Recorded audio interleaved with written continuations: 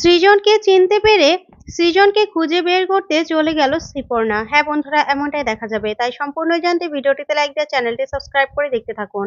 গল্পের শুরুতেই দেখা যাবে পত্রিকায় পুটির সাহসিকতার খবর বের হয়, যা দেখে খুশি হয়ে যায় দত্তবাড়ির সবাই। তারপরেই রুচিরা পর্ণাকে বলতে থাকে, কিরে পর্ণা, দেখ পত্রিকার ফার্স্ট পেজেই আমাদের পুটি সোনার খবর বের হয়েছে, আর পুটির সাহসিকতার কথাও বলা হয়েছে। এখনো কি মেয়েটার উপর রাগ করে থাকবি বল? মেয়েটার জন্য তোর একটু গর্ব হচ্ছে না? তখন পর্ণা খুশি হয়ে যায়। ঠিক তখনই দেখা যাবে সেখানে পুলিশ অফিসার চলে আসে, আর পুলিশ দেখেই সবাই চমকে যায়। তখন কৃষ্ণা বলতে থাকে, নাও, এতদিন মায়ের জন্য পুলিশ চোর সবকিছু বাড়িতে হানাগোনা করতো, এখন আবার মেয়েটার জন্য করছে। তখনই পুলিশ দেখে পুটি এগিয়ে যায় আর বলতে থাকে, বলুন অফিসার, আমি শ্রীপর্ণা। তখন অফিসার বলতে থাকে, না, আপনার সাথে আজকে আমাদের কোনো কথা নেই, আমরা কথা বলতে এসেছি আলোকপর্ণা দত্তের সাথে। যা শুনে অবাক হয়ে যায় পর্ণা। তখন পর্ণা বলতে থাকে, কেন অফিসার, আমাদের সাথে আপনার কিসের কথা বলুন তো? তখনই অফিসার বলতে থাকে, আসলে ম্যাডাম, আপনার সাহসিকতার কথা আমরা অনেক শুনেছি, আর আগেও তো আপনি সাংবাদিকতা করতেন আর পুলিশকে অনেকভাবে হেল্প করেছেন। তাই আর কি আপনার কাছে একটা হেল্প চাওয়ার জন্য এসেছিলাম। একটা নটেরিয়াস অনেকদিন ধরেই ব্যবসা শহরের বড় বড় ব্যবসায়ীদের তুলে নিয়ে গিয়ে কিডন্যাপ করে টাকা নিচ্ছে, আর টাকার বিনিময়ে তাদেরকে ছেড়ে দিচ্ছে। সেই জন্যই সেই নটেরিয়াসকে ধরার জন্যই আপনার সাহায্য দরকার ছিল আমার। তখন এই কথা শুনে সবাই অবাক হয়ে যায়। তখন পর্ণা বলে, না না অফিসার, আমি আমি আপনাদের হেল্প করতে পারবো না। তখন অফিসার বলতে থাকে, প্লিজ পর্ণা ম্যাডাম, আমরা অনেকভাবে চেষ্টা করেছি। তখন রুচিরা বলতে থাকে, কেন? যখন মুক্তিপণ দেওয়া হয় সে ব্যাগের মধ্যে ট্র্যাকার লাগিয়ে দিলেই তো ওকে ধরা যায়। তখন অফিসার বলে, সব রকম ব্যবস্থা আমরা করেছি ম্যাডাম, কিন্তু তাতেও কোনো লাভ হয়নি। আমরা কোনোভাবেই ওই নটিয়াসকে ধরতে পারছি না। আর আলোকপর্ণা দত্তের তো অনেক রেকর্ড আছে। উনি অনেকভাবে অনেক বুদ্ধির মাধ্যমে নটেরিয়াসদের ধরেছে, ক্রিমিনালদের ধরেছে। তাই আমরা চাই এই আলোকপর্ণা দত্তই আমাদেরকে হেল্প করুক। দেখুন, ওই নটেরিয়াসের এই ছবিটা ছাড়া, এই ঝাপসা চোখের ছবি ছাড়া আর কোনো ছবি আমরা জোগাড় করতে পারিনি। তখন পুটি ছবিটা দেখে অবাক হয়ে যায়। তারপরে পর্ণা অস্বীকার করে আর বলতে থাকে, না না অফিসার, এসব ব্যাপারে আমি হেল্প করতে পারবো না। তখন অফিসার অনেক অনুরোধ করে। তারপরে রুচিরা বলতে থাকে, পর্ণা দেখ না, অফিসার এত অনুরোধ করছে। তখন পর্ণা বলে, না না, জানিস তো যে কত বছর হয়ে গেছে আমি এই কাজ থেকে দূরে আছি। তাই প্লিজ অফিসার, আপনারা সময় নষ্ট করতে পারবেন, কিন্তু আমি এই কাজে আপনাদেরকে হেল্প করতে পারবো না। তখন এই কথা শুনে অবাক হয়ে যায় সবাই। তারপরেই অয়ন মমিতাকে বলতে থাকে, এই মমিতা, ব্যবসায়ীদের নাকি কিডন্যাপ করে, আবার আমাকে কিডন্যাপ করবে না তো? তখন মমিতা করলে, হ্যাঁ, তোমার তো কত টাকা, তাই না? টাকার কোনো খবর নেই, ওনাকে কিডন্যাপ করবে। তোমাকে কিডন্যাপ করে কি পাবে বলো তো? তখন এই কথা শুনেই অয়ন চমকে যায়। তারপরে পুলিশ অফিসারদেরকে না করে দিলেই পুলিশ অফিসাররা বলতে থাকে, আচ্ছা ম্যাডাম, আমরা আশায় থাকবো। আপনার কাছে ছবিটা রেখে গেলাম, প্লিজ যদি আপনি হেল্প করতে পারেন। এই বলে অফিসাররা চলে যায়। তখন পুটি সেই ছবিটা দেখতে থাকে। ওইদিকে কৃষ্ণা বলতে থাকে, যাক, তাও ভালো যে পর্ণা নিজে না করে দিয়েছে, একটু সুবুদ্ধি হয়েছে। তারপর রুচিরা বলতে থাকে, বুবাই, তোর নতুন কাকি কিন্তু একদম কেমন যেন হয়ে গেছে বল। তোর মেজকা যাওয়ার পর থেকেই পর্ণাটা একদম হাসতেই ভুলে গেছে, কেমন যেন নিজেকে সবকিছু থেকে গুটিয়ে রাখে। আগের পর্ণা হলে সবকিছু ছেড়ে ছুড়ে ঝাঁপিয়ে পড়তো এই কাজে। তখন এই কথাতে বুবাই বলতে থাকে, ঠিকই বলেছ, নতুন কাকি না একদম মেচকার জন্য সবকিছু ছেড়ে দিল। আমি না আজকে একটা স্বপ্ন দেখেছিলাম। তখন পুটি বলতে থাকে, কি স্বপ্ন রে বুবাইদা? তখনই বুবাই বলতে থাকে, জানিস, আমি দেখেছি যে মেচকা না দুম করে চলে এসেছে, আমাকে বলছে, কি রে বুবাই, নতুন চাকরি পেয়েছিস, আমাদেরকে খাওয়াবি না? তখন এই কথাগুলো সবার সামনে বললেই সবাই অবাক হয়ে তাকিয়ে থাকে।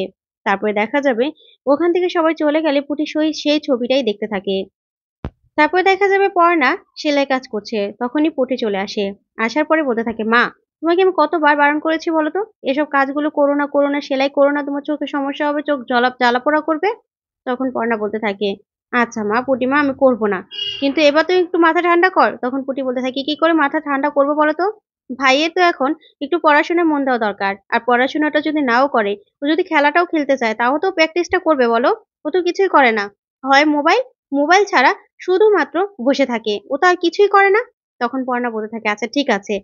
তুই যা বলছিস ঠিকই বলছিস মা। কিন্তু একটু একটু মাথাটা ঠান্ডা কর। তখন পুটি বলতে থাকে, আচ্ছা মা, ও শুধু আছে জামাকাপড় ছিঁড়ে আসবে আর তুমি শুধু সেলাই করবে, তাই না? তখন পর্ণা বলতে থাকে, কি করব বল? তাও তো জামাকাপড় সেলাই করার মাধ্যমে হলেও ওকে একটু কাছে পাই।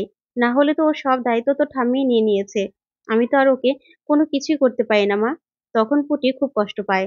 তারপর পুটি বলতে থাকে, আচ্ছা মা আজকে কি রান্না করেছো বলো তো? তখন পর্ণা বলে, কড়াইশুঁটির কচুরি আর আলুর দম। তখন এই কথা শুনে পুটি খুশি হয়ে যায় আর বলতে থাকে, ইস মা তাহলে তো আজকে খাবারটা জমে যাবে। তখন পর্ণা বলে, তোর বাবাও কত পছন্দ করতো বলতো?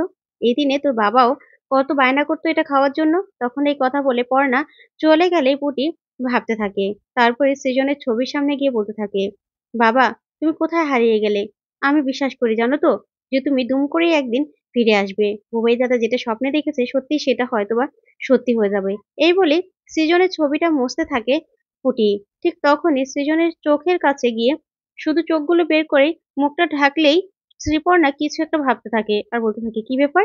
তারপর রুমালটা দিয়ে আবার চোখগুলো বের করে মুখটা ঢাকলেই পুটি কেমন যেন সন্দেহ করে। তখন সেই পুলিশের দেওয়া ছবিটা বের করে সৃজনের ছবির সাথে মেলাতে থাকে আর বলতে থাকে, কি ব্যাপার?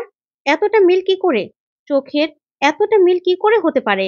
ওইদিকে দেখা যাবে সৃজনকে দেখায়।